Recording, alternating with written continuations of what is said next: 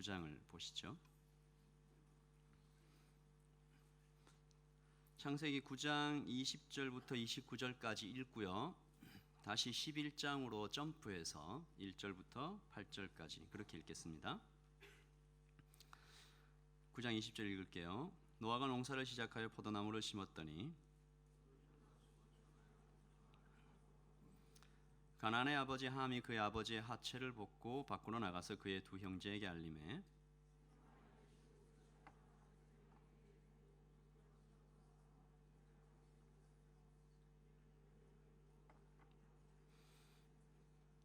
노아가 술이 깨서 그의 작은 아들이 자기에게 행한 일을 알고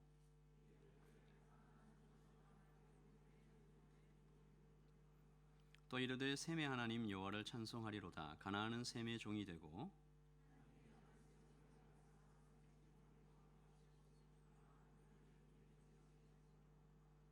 홍수 후에 노아가 350년을 살았고 11장 1절입니다. 온 땅의 언어가 하나요 말이 하나였더라.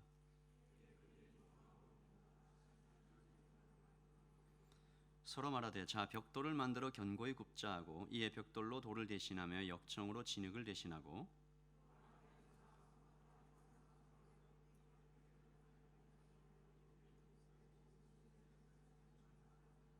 여호와께서 사람들이 건설하는 그 성읍과 탑을 보려고 내려오셨더라.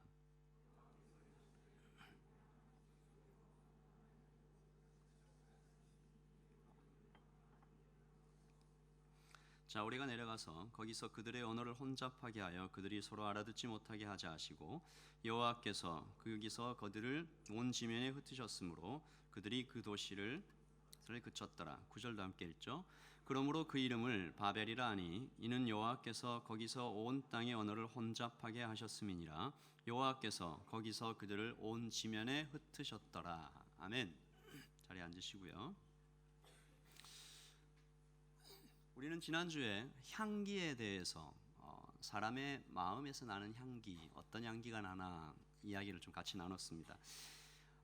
잠깐이라도 좋으니까 지난 일주일 동안 나의 삶에서는 어떤 향기가 났을까 한번 되돌아보는 시간을 가지면 좋겠네요. 여러분이 아침에 일어나서 신선한 공기를 마시고 오후의 햇살 그리고 저녁의 선셋을 바라보며 나는 얼마나 감사했었는가, 내가 살아있음이 참 감사하다.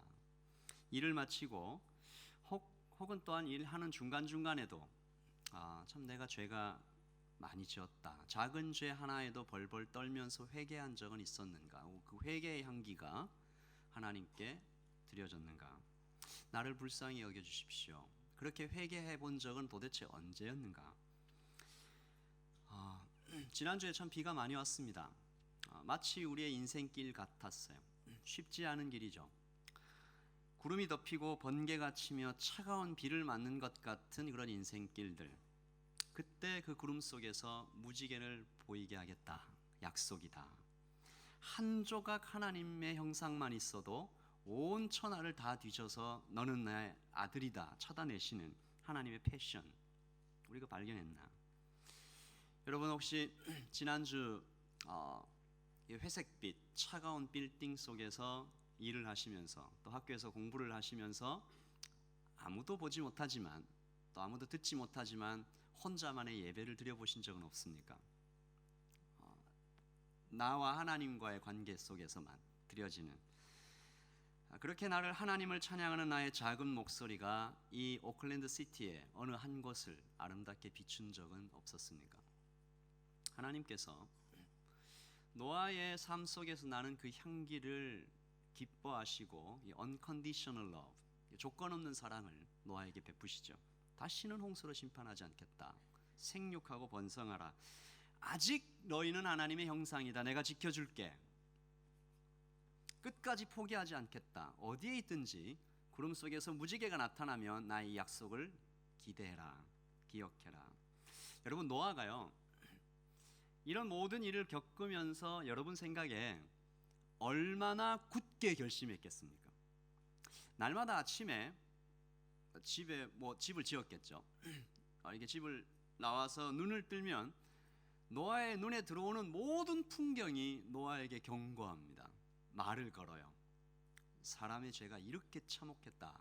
그리고 하나님의 은혜가 이만큼 거대했다. 계속 말을 걸죠. 도대체 내가 무슨 자격이 있어서 이런 인류 이 전 세계적인 재앙에서 내가 구원을 받았을까?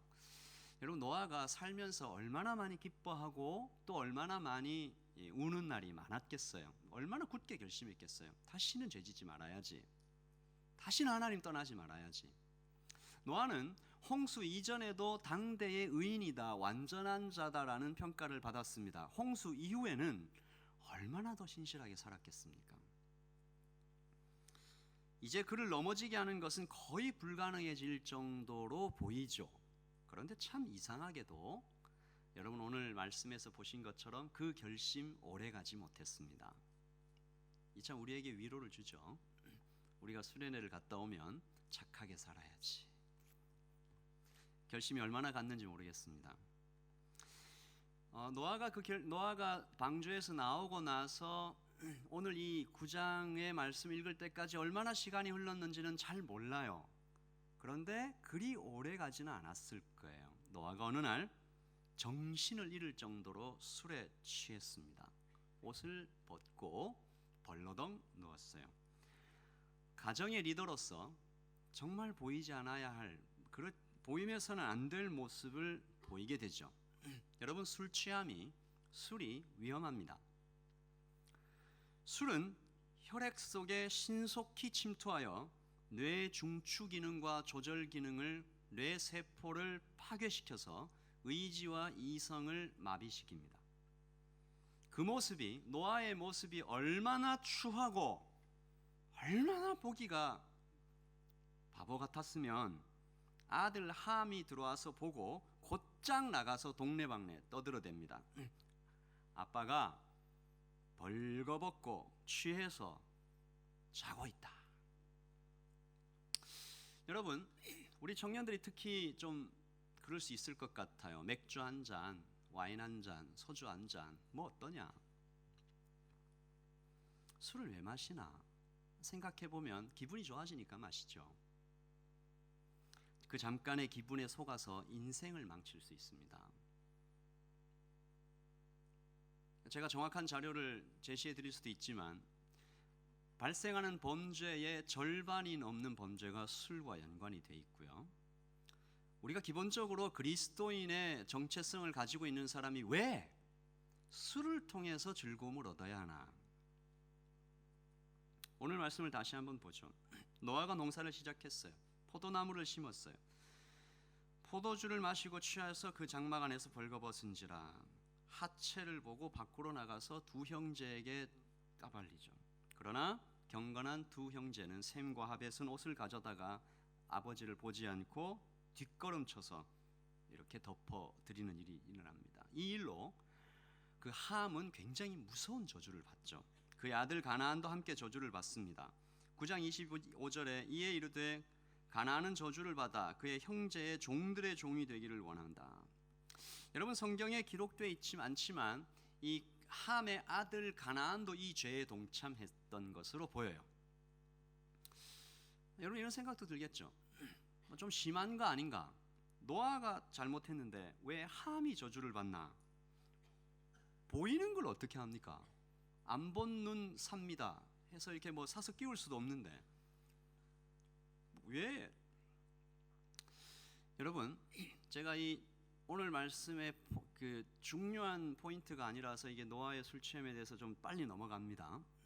다음에 언젠가 여러분하고 함께 이 술에 대해서 깊이 좀 나눌 일이 있을 거예요. 일전에 제가 한번 여러분과 나눴는데 금지합니다. 이렇게만 얘기하고 지나가야 제 마음이 아픕니다. 그렇지 않으면 오늘 설교 시간이 한 2시간이 될 수도 있어서. 노아의 잘못이 큽니다. 그런데 함도 의도적으로 이렇게 한 것입니다. 반역한 거예요. 개인적으로 노아는 아버지지만 지금은 인류의 대표자입니다. 함은 그 권위를 우습게 본 거예요. 아버지와 더불어 하나님을 자기 마음속에서 죽인 거예요. 쫓아냈어요. 그는 마치 왕을 죽이고 그 자리를 차지하려고 칼을 빼든 강도와 같았습니다. 홍수 때문에 너무 무서워서 잠시 눌러놓았던 그의 악한 성품이 드러난 거예요. 함은 아버지의 수치를 드러내고 놀렸어요. 한 사람이 이 팀 켈러라는 분이 이런 표현을 썼어요. 이거 놀리는 거죠. And you think yourself so spiritual, and you are always telling me that I need to be more devoted to the Lord. Look at you. Look at you. 널 이런 마음으로 함이 죄를 저질렀다라고 한 신학자가 그렇게 말을 한 겁니다. 함과 가나안에게 저주가 내려지고 그 저주가 그대로 이루어지는 것을 성경으로 보면서 두려워하십시오. 1000년이 지나고 나서 그 저주들이 그대로 이루어집니다. 하나가 되고 약속을 이루어져야 할 노아의 가족이 둘로 쪼개지죠. 여호수아가 가나안을 정복할 때 이 이스라엘 백성들의 종이 된 그 기브온 족속이 이 가나안입니다. 그리고 또 그로부터 솔로몬 때에 노예가 되었던 아모리족, 헷 족속, 브리스 족속도 이 가나안 족속의 이 후손들입니다.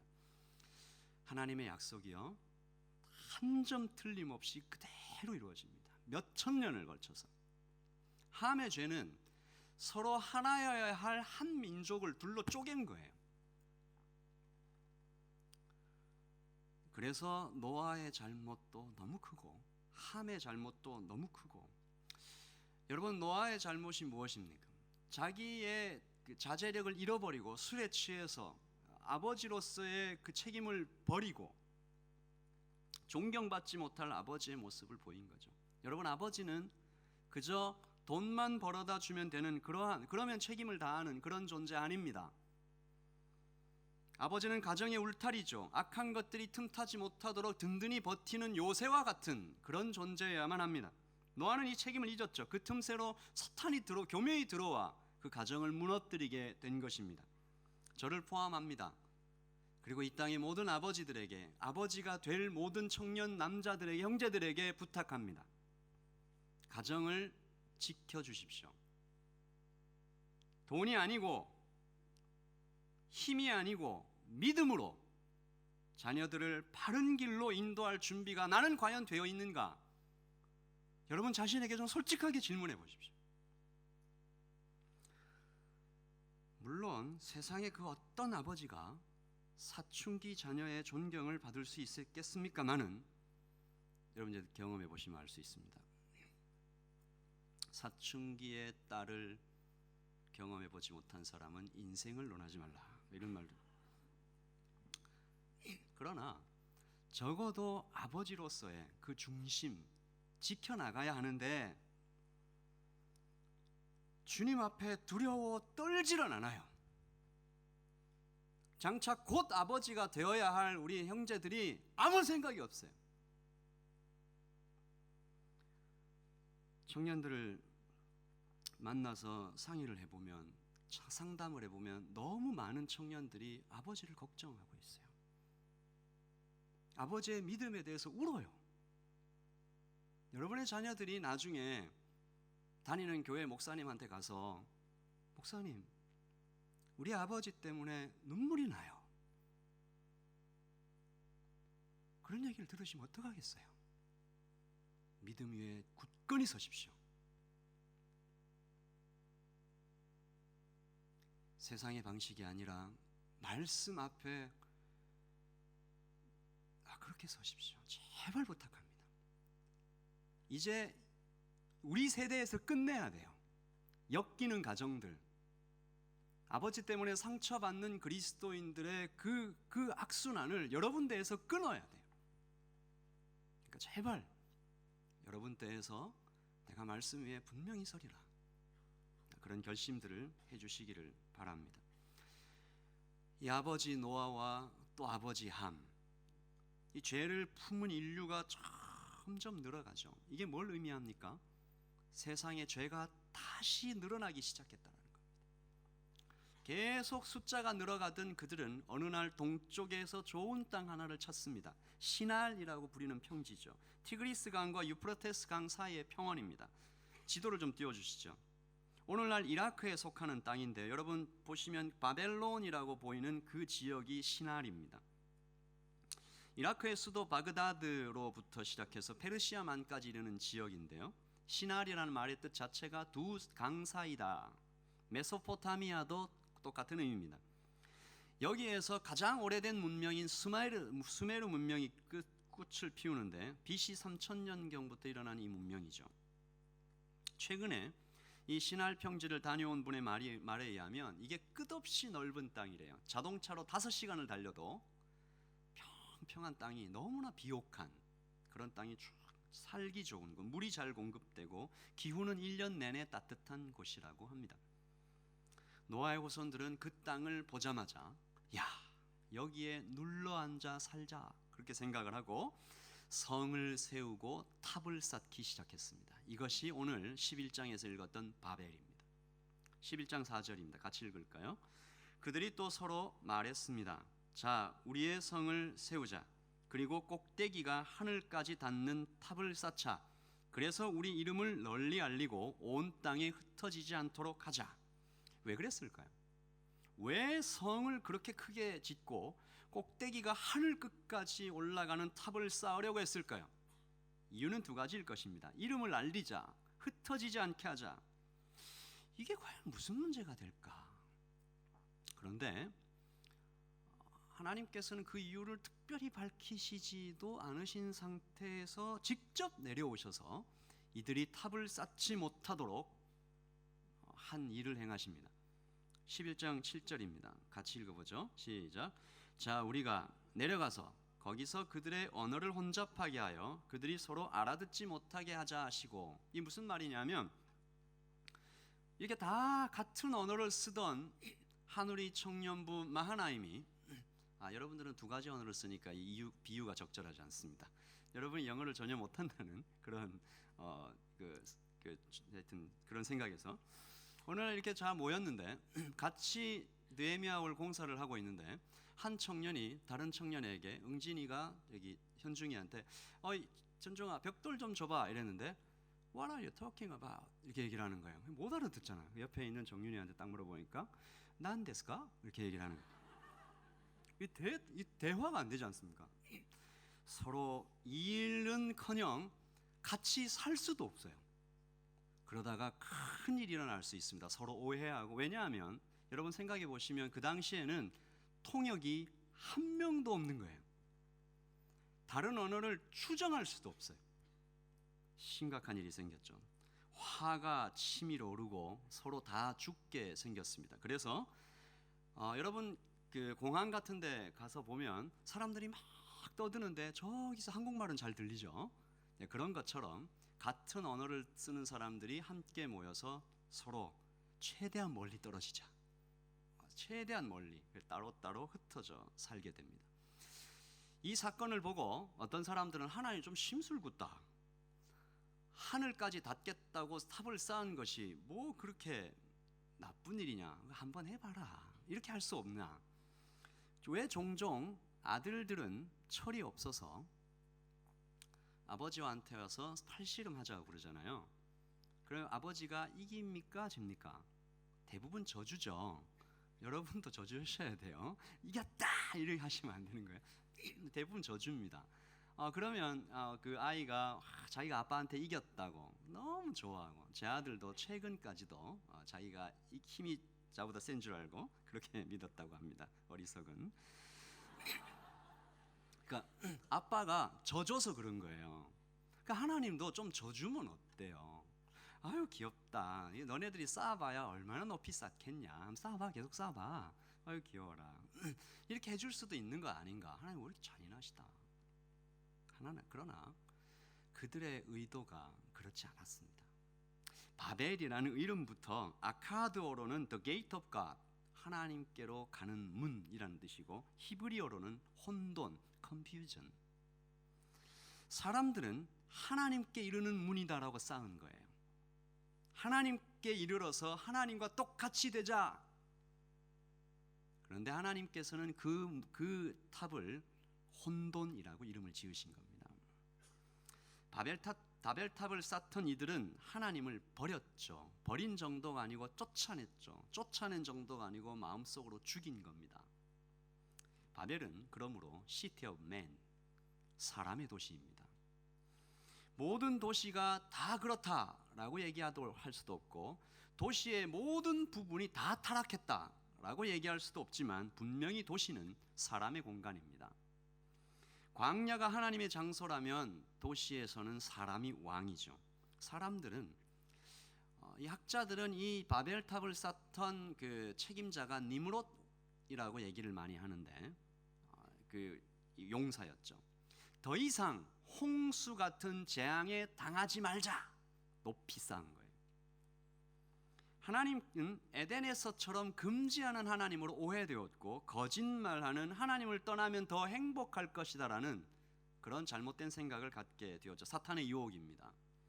하늘 꼭대기까지 닿는 탑을 쌓으면 홍수에 안 당하고 얼마나 좋아. 그들은 자연의 재앙에서 자유로운 곳, 하나님이 더 이상 필요 없는 곳 만들고 싶었어요. 벽을 세우고 온갖 테크놀로지를 다 동원하고 더 이상 하나님께 기도하지 않아도 살 수 있는 것. 제가 예전에 바누아투 갔을 때 들었던 아주 인상 깊었던 얘기 하나는, 바누아투는 발을 뗄 때마다 기도해야 된대요. 아침에 문을 나설 때마다 기도해야 한대요. 비가 오면 아무것도 할 수가 없고 하늘만 쳐다보고 있어야 되는데 우리는 그렇지 않잖아요. 어쩌면 오클랜드에 사는 우리도 기도할 필요가 점점 적어지는지도 모르겠습니다. 시티 오브 맨, 지금의 라스베가스와 두바이가 그런 곳일까? 사막 위에 세워진 도시, 그 도시의 풍경을 인터넷으로 봤더니 낮의 풍경보다 밤의 야경이 더 아름다워요. 사람이 왕. 거기 갔던 사람들이 이렇게 말합니다. 야, 사막 위에 도시를 세우다니 사람의 힘으로는 못할 게 없구나. 이런 것들을 느끼게 해주는 것이 시티 오브 맨입니다. 내가 나를 위하여 내 힘으로 세운 나의 도시를 보라. 그 속에서 약속의 하나님은 사라지고 수많은 잡신들이 나타나기 시작합니다. 그 신들은 나를 인정해주고 내 요구대로 움직여줍니다. 알라딘의 요술 램프처럼 그 안에 지니 같은 그런 신들이 넘쳐나는 것이 도시입니다. 그리고 뭐니 해도 도시에서 가장 강력하고 인기 있는 신은 맘몬, 머니입니다. 한국말로는 머니, 영어로는 money, 돈입니다. 총신대의 기독교 철학과 신국원 교수님께서 니고데모 안경에서 이런 얘기를 하셨습니다.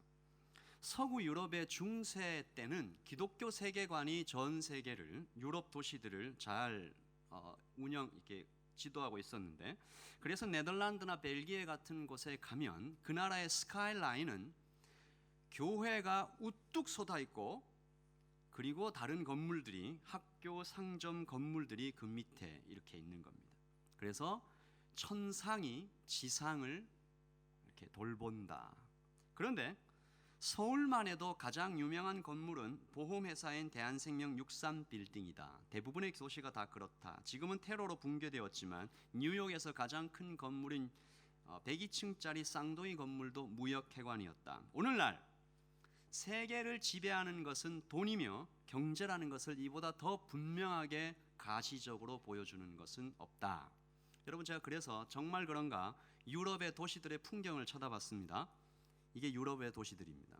교회가 중심에 나머지 건물들이 다른 이렇게 펴져 있는, 천상이 지상을 돌본다. 그리고 지금 세상에서 가장 높은 건물들도 쳐다봤습니다. 그랬더니 1위부터 10위까지의 건물들 대부분이 돈에 관한 것들이었어요. 시티 오브 맘몬, 타이페이 국제금융센터, 상하이 세계금융센터, 홍콩 국제상업센터, 난징 금융센터, 다 돈에 관계된 건물들이었습니다. 그렇다면 오클랜드의 스카이라인은 어떨까? 여러분 금방 눈에 머리에 딱 그려지시죠? 오클랜드 랜드마커인 스카이타워, 그리고 그 나머지 빌딩들이 뜻하는 바는 뭘까? 카지노, 호텔, 식당. 밤을 밝히는 스카이타워의 불빛은 오클랜드 시민들에게 무엇을 말하고 있을까? 예전에 한우리교회에 사역했던 한 목사님은 그 탑을 보면서 탑을 굉장히 싫어했습니다. 마약 주사바늘 같다. 뭐 그 정도는 아니더라도 이 스카이타워가 주는 이미지가 그리 좋은 것 같지는 않아요. 그 이미지도 다른 큰 도시들과 별반 다를 게 없이 이 도시를 움직이는 것은 돈이다. 지금 이 세상을 움직이는 가장 강력한 것이 돈이라는 것을 여러분이 부정하기는 어려울 것 같습니다. 이것은 말세의 대표적인 사인이기도 해요. 사도 바울은 디모데 3장에서 The end of day, 말세에서 나타날 대표적인 징조 두 가지를 이렇게 말했습니다. 너는 이것을 알라. 말세에 고통하는 때가 이르는데 사람들이 자기를 사랑하며 그 다음에 뭐라고요? 돈을 사랑한다. 이 뒤에 이어지는 다 다른 얘기들은 이 두 가지에서 나온 거예요. 그러므로 도시는 종말론적 장소입니다. The place of apocalypse. 하나님을 쫓아내고 사람도 거기에서 함께 죽어가는 곳이 도시. 저는 도시를 화려한 무덤이라고 부르고 싶습니다. 하나님께서 그렇게 죽어가는, 하나님을 쫓아내고 하나님을 마음속에서 죽이고 결국 자기들도 스스로 망해가는 그 도시를 구하려고 내려오신 거예요. Rescue. 11장 5절입니다. 여호와께서 사람들이 건설하는 그 성읍과 탑을 보려고 내려오셨더라. 안 보여서 내려오셨겠습니까? 너무 멀어서? 하나님 눈이 좀 어두우신가? 재밌다 가보자 이런 뜻이 아니죠. 아담을 찾아오셨던 것 같은 것입니다. 가인을 부르셨던 그 마음입니다. 내 형제가 어디 있냐? 아담은 어디 있냐? 몰라서 물어보신 게 아니잖아요. 스스로 망해가는 사람을 살리기 위해 오신 겁니다. Incarnation. 마치 예수 그리스도께서 사람의 모습을 입고 이 땅에 오신 것처럼 가까이 찾아오신 거예요. 이것이 사랑입니다. 심판을 통한 사랑이죠. 그리고 그들이 가지고 있던 언어, 하나의 언어인 Unity를 Diversity로 바꾸어 버리십니다. 이상하다. 성경이 맨날 하나되라고 얘기를 하는데 왜 Unity를 Diversity로 바꾸셨을까? 여러분, Unity without God, 하나님 없이 하나 되는 것은 저주입니다. 집단적 광기라는 말 들어보셨어요? Mass madness. 나치가 대표적일까요? 당시 독일 사람들 중에 고등학생이었던 프레이트라는 아이는 유대인 교회를 독일인들이 불태우는 것을 보면서 유대인 죽어, 그리고 아버지한테 불구경 가자고 졸랐답니다. 또 어떤 사람은 하인리 베데킨트라는 그냥 동네 상인인데 유대인 교회당이 불타 없어졌다는 소식을 전해 듣고 오케이, 짤막한 말을 남기고 자신의 빵집으로 걸음을 옮겼다고 그래요. 옳다. 유대인은 다 죽어 없어져야 된다. 하나된 유니티가 하나님 없이 뭉치니까 집단적 광기를 만들어가요. 하나님께서 여기에 브레이크를 거신 것입니다. 그리고 직접 하나님의 약속을 이어가시는 거죠. 바벨은 중단됩니다. 사람들은 흩어져 온 세상으로 가게. 이게 사실은 원래 하나님께서 주신 명령이에요. 뭐라고 얘기하셨습니까? 생육하고 번성하고 땅을 정복하라 온 땅에. 근데 사람들이, 그러므로 우리가 이렇게 결론적으로 말할 수 있습니다. 그들은 심판을 당해서 겨우 살았다. 우리가 그러면 이제 우리 여러분들 마음 가운데 도시는 나쁘기만 한 것인가? 실제로 그런 사람들이 있습니다. 기독교인들 중에도 도시를 떠나자라는 운동을 벌이는 분들이 있죠. 지금은 학교와 직장을 다녀야 되니 어쩔 수 없지만 은퇴하면 시골로 들어가 사는 것, 이게 하나님 말씀을 따르는 것일까? 아닙니다.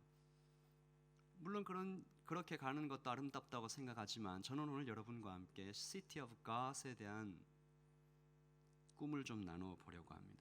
여러분, 도시도 아름다워질 수 있습니다. 여러분, 초대교회에 빌립이라는 집사가 있었어요. 스데반의 죽음 이후에 예루살렘에 핍박이 와가지고 유대인들이 확 다 흩어질 때 빌립이 사마리아로 내려갑니다. 사마리아라는 도시가 그야말로 시티 오브 맨이었어요.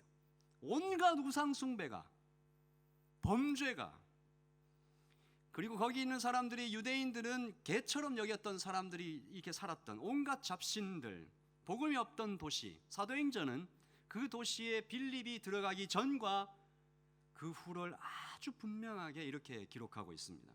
8장 5절에 빌립이 사마리아 성에 내려가 그리스도를 전파하니 무리가 빌립의 말도 듣고 행하는 표적도 보고 한 마음으로 그가 하는 말을 따르더라. 8장 7절에 읽어볼까요? 많은 사람에게 붙었던 더러운 귀신들이 크게 소리를 지르며 나가고 또 많은 중풍병자와 못 걷는 사람이 나으니 8장 8절입니다. 그 성에 큰 기쁨이 있더라. 이것을 기록한 누가는 이렇게 말하고 싶었던 거예요. 그 도시 사마리아에 빌립이 들어가기 전까지는 그 도시에 기쁨이 없었다. 물론 잠깐 쾌락은 있었겠죠. 찰나적인 어떤 그런 함성들은 있었겠죠. 그러나 거기에 진짜 기쁨은 없었더라. 복음이 들어가고 나서야 사마리아가 진짜로 기뻐했더라. 에베소도 마찬가지입니다. 바울이 에베소에 들어가고 나서야 그들이 마법책을 불태우고 회개하고 수십만 불의 가치가 넘는 책들을 다 던지고 하나님 앞에 돌아오죠. 여러분 요나 선지자 아시죠? 하나님께 심판받을 멸망할 그 운명에 처해 있던 니느웨 성에 요나가 들어가 복음을 전하자 왕부터 모든 백성들이 금식하며 굵은 베옷을 입고 제위에 앉아서 웁니다. 그리고 니느웨 성이 변화되죠. 12만 명의 생명이 구원을 얻게 됩니다. 어느 선교사 전기 중에 이런 말이 적혀 있었습니다. 근데 그 선교사의 죽음 이후에 그 마을의 주민이 적은 글이에요. 그가 이 섬에 오기 전에는 단 한 사람의 그리스도인이 없었지만 그가 이곳을 떠날 때에는 단 한 사람의 불신자도 없었다. 여러분, 저는 여러분에게 아브라함의 기도에 대해서 이야기하고 싶습니다. 도시 오클랜드, 그 당시에 소돔과 고모라보다 도시 오클랜드가 나을까? 소돔과 고모라를 위해서 목숨을 걸고 기도했던 아브라함의 이야기를 좀 같이 나누고 싶습니다. 하나님께서 그 두 도시를 심판하려고 하실 때 아브라함이 그 앞에서 무슨 말합니까? 하나님, 이 도시에 50명의 의인이 있으면 하나님 용서하시겠습니까? 그래. 가시려는 하나님을 다시 붙잡고 하나님 45명은요, 40명은요, 30명은요, 10명이면 어떻게 하시겠습니까? 하나님께서 그 모든 기도에 대답을 하시면서 10명만 있어도 내가 그 도시 멸망시키지 않을게. 그러므로 이 도시 오클랜드가 아직도 멸망하지 않고 서 있는 이유는 여기에 의인들이 있기 때문입니다. 기도가 있기 때문이에요. 에스겔서 22장 30절에 이 땅을 위하여 성을 쌓으며 성 무너진 데를 막아 서서 나로 하여금 멸하지 못하게 할 사람을 내가 그 가운데서 찾다가 찾지 못하였으므로. 이 하나님의 말씀입니다. 오클랜드에는 누가 이 기도를 하고 있을까요? 도시를 위해 무너진 곳을 막아서서 기도하는 사람은 누굴까요? 여기 있습니까? 스파크와 보다폰, 폰테라와 플래처, 그 회사 안에서 이 회사를 불쌍히 여겨달라고 기도하는 그 사람은 누굴까요? 오클랜드 대학, 메시, AUT, 유니텍, 하나님 이 학교를 불쌍히 여겨주십시오. 무너진 데를 막아서서 하나님 이 City of Man, Campus of Man, 이곳을 Campus of God, 하나님의 캠퍼스로, 하나님의 직장으로 하나님 그렇게 불쌍히 여겨주십시오. 그렇게 기도하고 있는 사람은 누굴까요? 우리는 어떻게 그렇게 할 수 있을까요? 제가 그런 고민들을 좀 하다가 나의 머리는 한계가 있다. 그래서 페이스북에 썼습니다. 그 사람들이 다양한 의견들을 주셨고요. 그 중에 몇 가지를 허락을 받아 여러분들한테 소개합니다. 한 분은 자신의 일을 잘해야 된다고, 세상의 법을 잘 지켜라. 좋은 말입니다. 그리고 또 한 분은 개인적으로 교회가 억지로 그런 부분을 처다시키기보다는 개개인이 그런 부분을 찾아갈 수 있도록 독려해주고 라고 순진한 얘기를 하셨습니다. 얘기를 안 하면 하지도 않는데 이런 순진한 분이 한 분 계셨습니다. 적극적으로 잘 발견했을 때 적극적으로 함께 해주는, 하나님께서 이미 쉬지 않고 행하고 계시니 찬성합니다. 사실 그저 적극적인 자세로 동참하면 되는데 뭐를 할지 몰라서 못하는 건 조금 성립이 안 되지 않나, 이렇게 얘기하시는 분도 계셨습니다. 그 다음, 교회 발판을 마련해 달라, 자발적 참여를 하게 해달라, 기회가 있을 것이다. 오클랜드에 홈리스들이 많은데 노인분들과 대화를 해주면 어떨까, 이런 얘기들 다 얘기 잘 하셔놓고 마지막에 결국 대안을 못 드렸네요, 이렇게 얘기를 하시고, 그 다음 교회 옐로우 라인에, 저 이 의견이 참 좋았습니다. 옐로우 라인 주차하지 마세요, 여러분. 또한 청년은 헌금의 일부를 청년들이 원하는 오클랜드 자선단체에 매주 기부해 달라. 저희 교회가 하고 있습니다. 여러 학교를 돕고 있고 라이언스 클럽을 돕고 있습니다.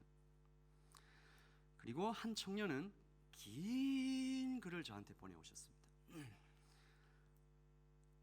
약간 저를 이렇게 답답하다라는 어떤 그런 뉘앙스를 가지고, 목사님 오클랜드 왜 모르시냐면서 뭐 이런 뉘앙스로, 오클랜드 사회에서 청년들이 돕고 참여할 거 엄청 많아요 목사님, 하고 나서 1번부터 6번까지 써서 보내셨습니다. 푸드박스, 블레싱박스 이런 게 있다고 합니다. 음식이나 나눠줄 수 있는 물건들을 한 장소에서 배달해주고 이런 거, 무료 가회, 트리 플란팅, 한 달에 한 번씩 하는 나무 심기가 있다고 합니다. 프리 가드닝, 어렵게 사는 동네로 가서 페인팅 해주고, 지역 학교들의 펀드레이징 행사가 있으면 함께 가서, 이 청년은 이 자료 다 조사해서 저한테 다시 주세요. 라운드 더 베이 같이 하고, 건강에도 좋고 얼마나 좋습니까? 같이 하고. 그리고 나서 이렇게 썼습니다. 여러 가지 등등 할 수 있는 건 많아요. 근데 문제는 내가 왜 이 사회에 함께 참여해야 하고 사람들이랑 어울려야 하는지 마음도 없고 생각이 없으면 절대 안 해요.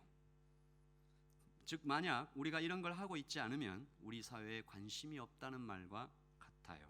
결국은 그냥 뉴질랜드에 또 하나의 한인 커뮤니티 만들어서 그 안에서만 살겠다는 것 아닙니까? 참여가 먼저 중요한 것 같아요. 계속해서 관심을 보이고 얼굴을 보여주는 지속적인 그런 청년들 늘어나면 좋겠어요. 그것부터가 제일 중요한 것 같아요. 제가 이런 여러 사람들의 의견을 들으며 많이 반성했습니다. 제가 6번까지 이렇게 쭉 써서 보냈는데 아는 게 한두 개밖에 없어요. 내가 발 딛고 사는 땅에 나도 너무 참 모르는 게 많구나. 사랑하는 청년 여러분, 말씀을 마무리하면서 여러분 같이 좀 합시다. 이 오클랜드에 이 땅을 위해 기도하고 City of Man, 이 도시의 한 부분 한 부분을 City of God으로 바꿔나가는 그런 아름다운 발걸음들을 여러분이 계속해 주시기를 바랍니다. 그리고 이번 주 금요일 시티에서는 지난번에 여러분 함께 해주셨던 것처럼 전도하려고 합니다. 금요일 7시에 IMAX 앞 스타벅스에서 모입니다. 이번 주 금요일입니다.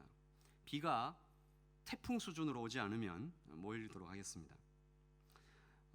여러분, 난 와서 이렇게 전도 못하는데요, 노래하는 팀도 필요합니다. 노래도 못하는데요, 악보 들어주는 사람도 필요합니다. 모두 다 오셔서 함께, 중요한 것은 내가 이 시티의 중심에서 그 시간만큼은 하나님, 내가 이 시티를 위해서 기도합니다, 그런 마음으로 참여해 주시면 감사하겠습니다. 바벨은 시티 오브 맨을 계속 주장하다가 망합니다. 하나님께서 오늘도 이 땅 오클랜드를 위해서 기도할 사람들 찾고 계세요. 이 도시 이곳저곳에 복음의 빛을 비추며 어떻게 하면 이 도시가 시티 오브 갓으로 그렇게 꿈을 함께 꾸어갈 청년들 찾고 계십니다. 여러분께서 모두 그 부르심에 응답해 주시기를 다시 한번 요청합니다. 기도하겠습니다.